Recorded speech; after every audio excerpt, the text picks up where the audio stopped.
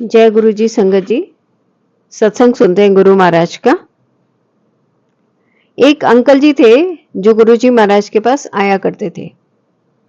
तो एक बार उनके साले साहब को कैंसर हो गया। अब कैंसर में वो बहुत तकलीफ में आ गए और काफी कष्ट होने लगा। तो उन्होंने अपने साले साहब को बोला कि चलो गुरु जी महाराज हैं और मैं उनके पास जाता हूँ, और बहुत सारे पेशेंट आते हैं जो ठीक हो जाते हैं, आप भी ठीक हो जाएंगे। तो उन्होंने कहा ऐसे मतलब कैसे हो सकता है कि कैंसर ठीक हो जाए। तो इन्होंने कहा कि हाँ चलो तो सही, विश्वास रखो। वो गुरुजी महाराज के पास गए। गुरुजी महाराज ने उनको लंगर प्रसाद दिया और चाय प्रसाद दिया और निगाह भर के देखा। वो गए और गुरुजी ने कहा कल्याण हो गया।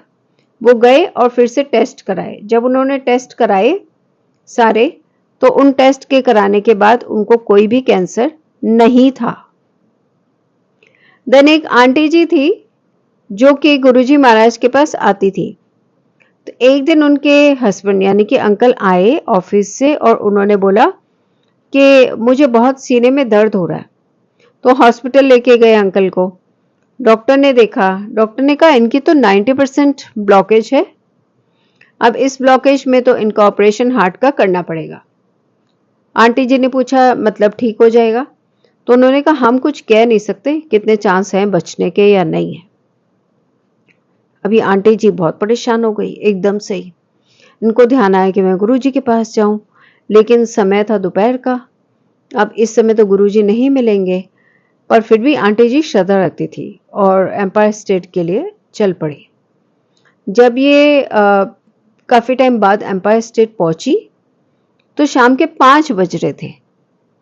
अब उस समय गुरुजी का वॉक करने का टाइम था। गुरुजी 1 घंटा लगभग वॉक करते थे। तो इन्होंने गई तो गुरुजी बाहर वॉक के लिए निकल रहे थे। तो उन्होंने आंटी जी ने कहा कि गुरुजी महाराज ऐसे ऐसे मेरे अंकल को तकलीफ है, हॉस्पिटल में एडमिट किया है और डॉक्टर ने कहा है कि पता नहीं बचेंगे कि नहीं, 90% ब्लॉकेज है।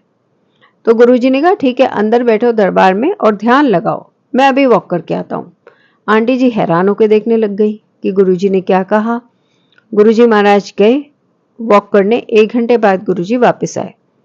आंटी जी का रो रो के बुरा हाल था, चेहरा लाल, आंखें सूजी हुई। गुरुजी महाराज ने देखा, बोला क्या ध्यान लगाया? उन्होंने कहा मेरा कैसे ध्यान लगना था, मेरा दिमाग तो वहीं पे है, मैं तो परेशान हूँ। गुरुजी ने कहा ठीक है बैठो, मैं भी आता हूँ। गुरुजी रूम में गए और जब वापस आए तो गुरुजी महाराज का इन्होंने बहुत ही विशाल रूप देखा। एक बहुत बड़ा जैसे रूप होता है, विशालकाय रूप। आंटी जी की आंखें फटी रह गई, मतलब ये क्या हुआ उनको कुछ समझ ही नहीं आया। और जब देखती रही, फिर देखते ही देखते गुरुजी अपने ओरिजिनल रूप में आ गए। तो फिर गुरुजी ने कहा जा, कुछ नहीं होया एनू, जा। तो फिर आंटी जी गई। अब जैसे टेस्ट होने थे, डॉक्टर्स तो टेस्ट कर रहे थे, ऑपरेशन करना है उसके पहले टेस्ट करने लग गए। जब उन्होंने टेस्ट किए तो उनकी 0% ब्लॉकेज थी ही नहीं। अब उन्होंने टेक्नीशियन को पकड़ा कि भाई तूने तो 90% ब्लॉकेज बताई थी, किसी और से तो नहीं रिपोर्ट मिक्स हो गई। टेक्नीशियन ने कहा उस पूरे दिन मैंने सिर्फ एक ही का टेस्ट किया था, इनका, मुझे नहीं पता ये 90% से 0% कैसे हो गया। डॉक्टर्स भी हैरान हो गए, समझ नहीं पा रहे थे। आंटी जी जब गुरुजी महाराज के पास गई तो गुरुजी ने कहा क्या हो गया? डॉक्टर कंफ्यूज हो गए। आंटी जी मुस्कुरा पड़ी और चरणों में गिर पड़ी और उनका दिल से धन्यवाद दिया। ये है हमारे गुरुजी महाराज, जो चाहे कर सकते हैं, सृष्टि के मालिक, सृष्टि के पालक, सबको बनाने वाले, देवताओं को बनाने वाले, हम इंसानों को बनाने वाले, पूरी सृष्टि के जीवों को बनाने वाले गुरुजी महाराज। दंडवत प्रणाम करते हैं कि इन्होंने हमें अपने चरणों में रखा है और शुक्राना करते हैं जो पल पल हमारी रक्षा करते हैं।